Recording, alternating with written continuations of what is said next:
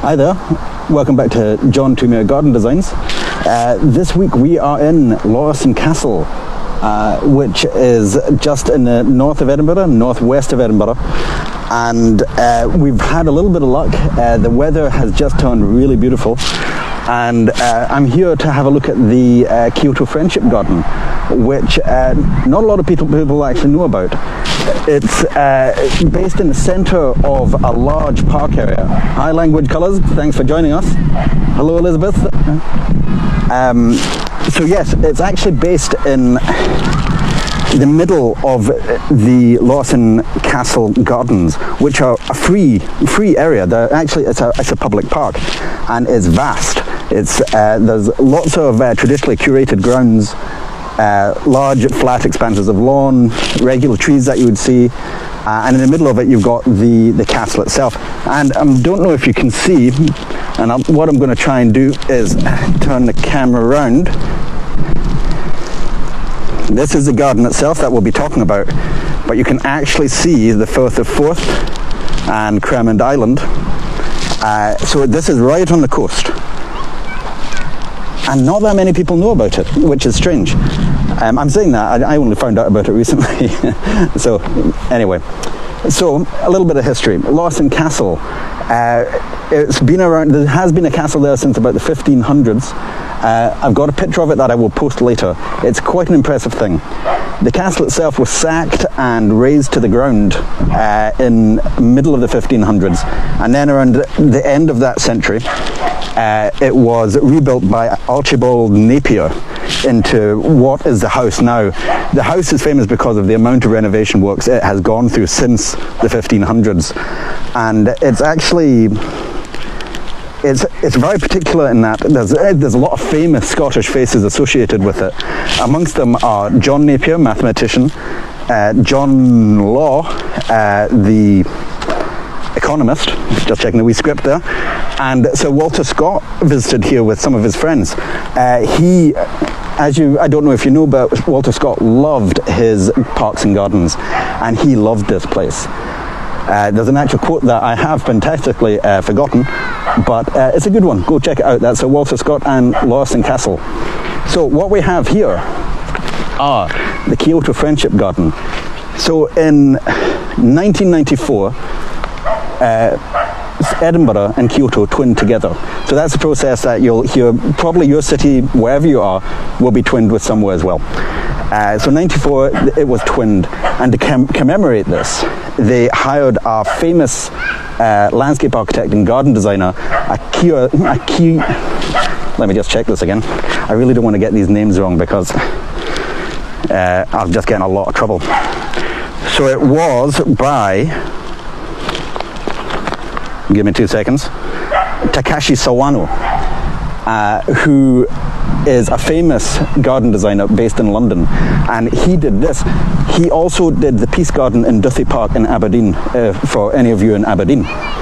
So he did this to commemorate this twinning, and it's quite a large example actually, because if you go to many other kind of so-called Japanese gardens across the country, they're very, very small. Japanese gardens are meant to be contained spaces. They're meant to be very peaceful, very kind of zen-like. So they're never kind of massive, and they always are fairly enclosed. But what's great about this one is it was intentionally designed to reflect the two cities, the two countries, the two cultures. And you can see that. I'm just trying to see if I can get it in the view. There's a Doric column right here, which has actually been designed into this, and it makes up a really nice focal point. But we also have traditional Japanese garden aesthetics as well. I'm just trying to beat the crowds and the dogs, so I'm starting to move. We also have some steps coming up, which, as we all know, is my favorite thing to navigate with a camera. So I'm going to actually change to this view,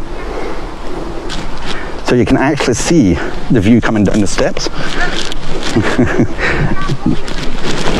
There's a dog. So either side you can see the examples of the dry garden, which is very much a Zen aspect.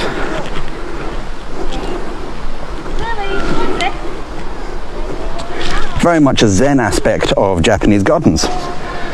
And now in a Japanese garden, usually you will find it as very fine gravel or sand, and it is raked to reflect the sea.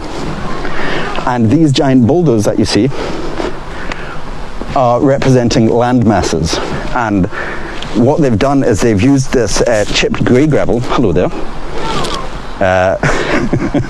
They've used the chipped grey gravel to bring it in more in line with where we actually are.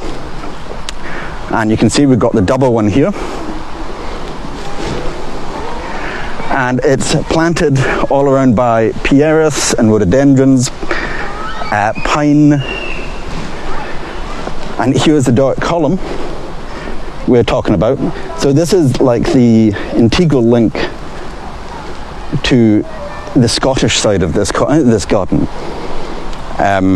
because we have this circular paving pattern,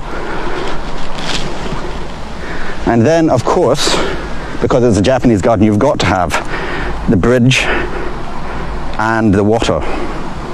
And in Japanese gardens, the water is supposed to reflect heaven. Bridges are your way of crossing it, and they are great. It is good. We are a little bit past the best of the garden, unfortunately, but I mean, we have this lovely acer here, and we have a pieris. The rhododendron obviously is green past its flowering, but I've got some lovely pictures for you of it as well. They've got a waterfall as well. So this part of the garden, and I'm going to have to go back to my script a little bit here, because there's some Japanese I'm going to try and say, is a Keiyushuki Tain. Apologies to any Japanese viewers for butchering your language. So those gardens were particularly designed for strolling around. They were something that developed from the original stone temple and small gardens, which were more urban in nature, and they were all to reflect the idea of peace, tranquility and harmony within Buddhism and spiritualness. I'm trying. So this is an idea that it grew larger, and it allowed the nobility of traditional Japanese people to actually go and have a wander around. And this is what this aspect is all about. There's a prunus-lined walkway which has been designed as well to focus on the beautiful view of the Firth of Forth. I will see if I can actually get to it. Yeah, we're a little bit low down to see it, but this is the pathway itself. In garden design, there's something called borrowed view, and that's what they've done from the top of those steps. This borrowed view all the way down to the Firth of Forth. It's great from the top of the steps, but you also get this feeling of privacy as you go down here. No view, but the prunus are great, and I imagine in springtime it would just be very, very special to be here. There's large tracts of lawn. I hear this is a great place for picnics when it's sunny. Right now it is a little bit chilly, and I'm feeling the heat, or lack thereof, because of my big jacket. I also have a microphone that is doing everything in its possible power to go up my nose. So I'm trying, there's quite a lot of things that are going against me at the moment.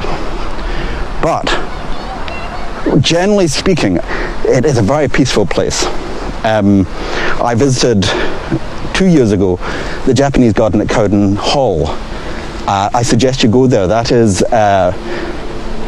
they are still creating this garden. This garden, the Kyoto Friendship Garden, has been here since 2002, and you can see plenty of nice mature specimens. I think this is a particularly good shot with the pieris and the pine and the dry garden. I'm going to swap again. I'm not entirely sure if the quality is better on the other side, but that's exactly how it is. So I definitely feel quite tranquil here. It's very still. You can see the wind all around us is hitting these trees, and it's almost like this chaos outside of you. Inside you've got the peace that you can just reflect, and it's really quite nice. I like that. So I was talking about the Cowden Hall. That is an old site up by Dollar in Scotland, and they brought that back. It was actually one of the very first Japanese gardens in the UK, and it was actually designed, this is from memory, it was designed by an actual female Japanese garden designer who wanted to bring some Japan to Scotland. And it's a fantastic example. Unfortunately, in the 1960s it was vandalized, and it fell into disrepair. Now they have managed to bring it back, and it's an amazing experience. Excuse me. And they have really taken the idea of these Japanese gardens, and they've done a great job with it. So here we are on Lauriston Castle Gardens and the Kyoto Friendship Garden. I would suggest you come down for a visit. The gardens themselves are expansive, plenty of places to take the children, the dogs, as you've seen, and a great time. At the moment they're open from 8 till 8, and it's free. The gardens themselves are free, but the house you have to pay. I think it's £8 for a tour. I'm just here for the gardens. I love them. I might actually go and have another wee seat and panic about all the stuff that's going on round about me. So again, thank you so much for joining us on John Thoumire Garden Design and our short walk. I'll be doing some more cuttings videos this week. I think it's going to be Porthos, so if you've ever wanted to see that, go for it.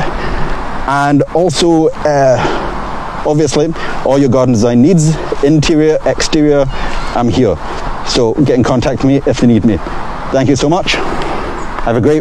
This is Saturday, isn't it? Have a great weekend.